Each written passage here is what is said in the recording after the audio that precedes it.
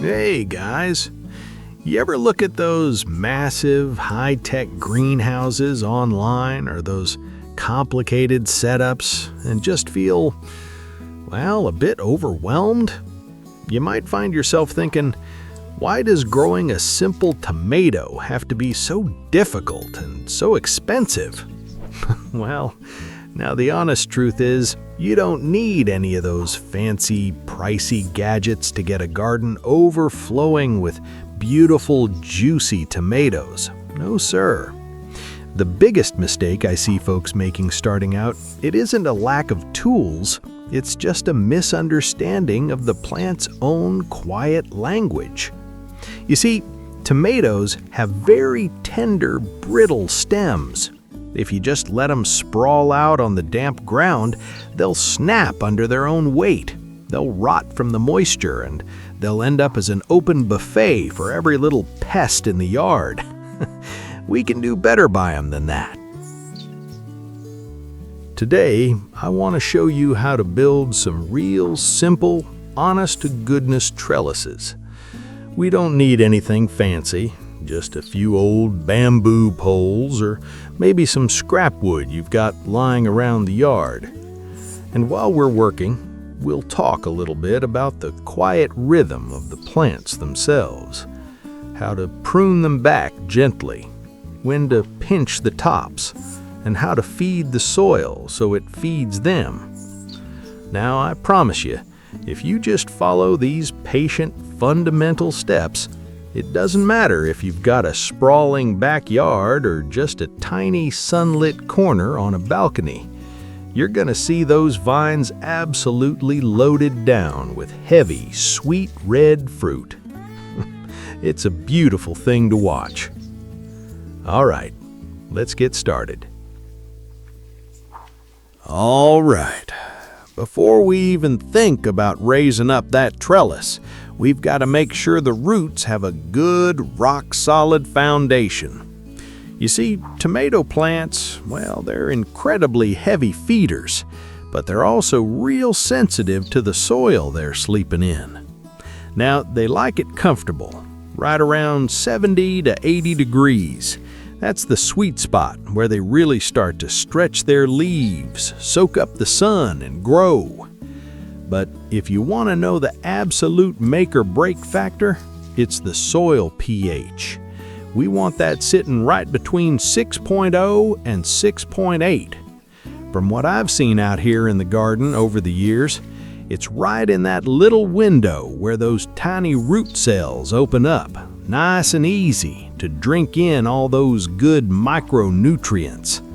But if your dirt gets too sour, say below 5.5, those roots will get sick from too much aluminum and iron.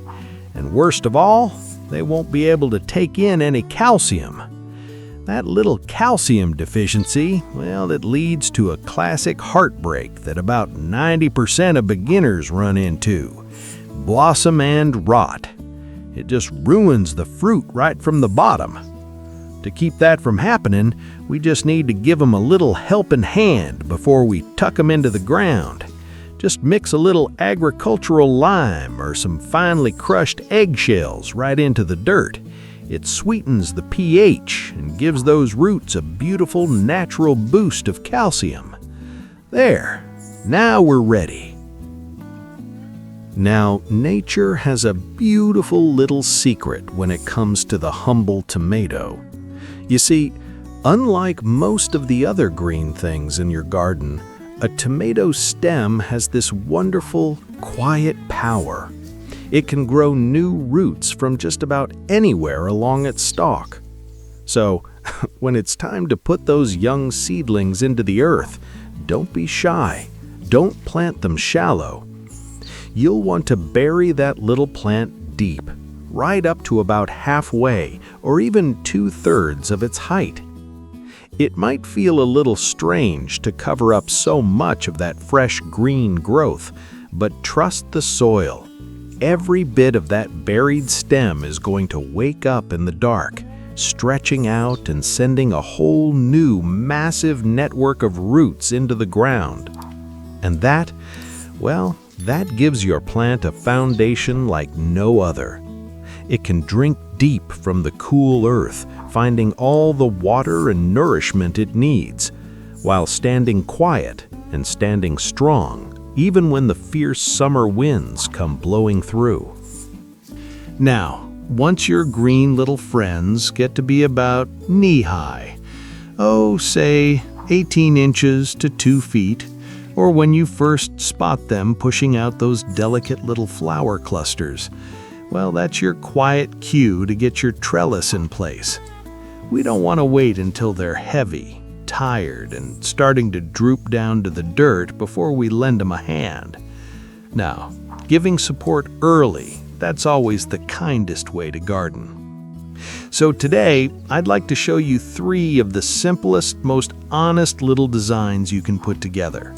They won't cost you much of anything, and just about anyone can build them using a few old bamboo stakes, some scrap wood from the shed, or even some leftover PVC pipe you might have lying around.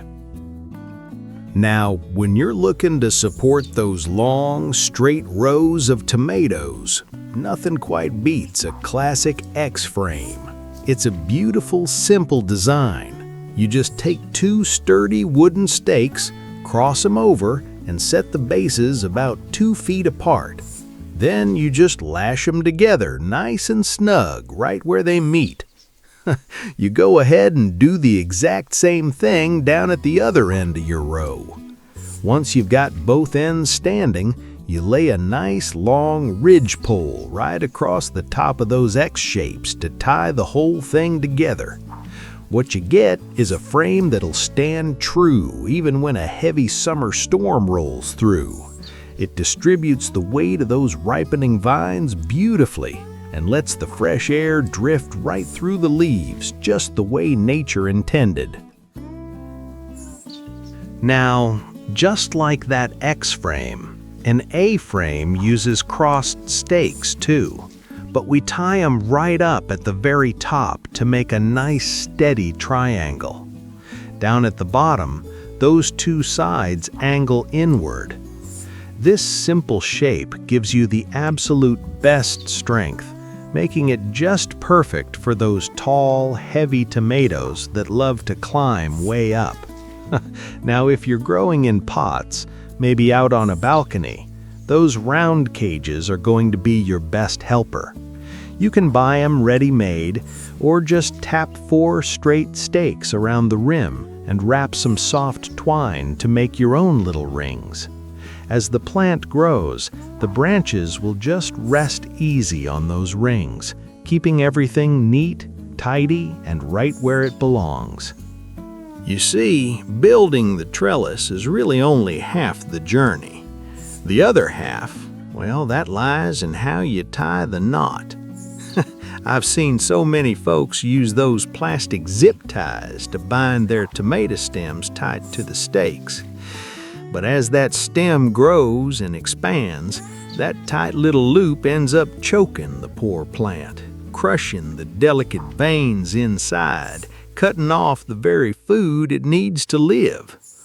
A gentler way to do it is with a simple figure-of-8 knot. We just loop the twine like a figure-8, keeping a nice loose ring around the stem itself while snugging the tight knot onto the bamboo stake. That gives our plant plenty of room to breathe and grow. For securing your twine to the main frame, I like using a clove hitch. Just wrap it twice in a cross pattern. The harder the wind pulls, the tighter it grips. Yet it's still so easy to adjust when you need to. Take a close look at this tomato jungle here. You see, if we don't do a little pruning, the plant's just gonna scatter its energy, throwing out endless tiny branches. What you end up with, well, it's dozens of tiny marble-sized tomatoes instead of those beautiful heavy clusters we're aiming for. All right, our first step is what we call suckering. Look right here at this V shape where the side branch meets the main stem. You'll always find a tiny new shoot starting to push its way out. We call these energy thieves. When they get about an inch or two long, just take your fingers and snap them off, or use some clean, sterilized pruners. We want to keep just one main stem, maybe two at the most, by leaving that strong sucker just below the first flower cluster. That way, the plant redirects all its sweet energy into sizing up the fruit. Now, see these low leaves touching the ground? Go ahead and clear away all the branches and leaves up to about 8 or 10 inches off the soil surface. The truth is, most of those fungal diseases like late blight live right there in the dirt. When the rain falls or when you water them, those water droplets splash fungal spores right up onto these low-hanging leaves. Clearing them off creates a clean, dry safety corridor. It isolates your plant from the disease, keeping it safe and sound. And finally, we have topping.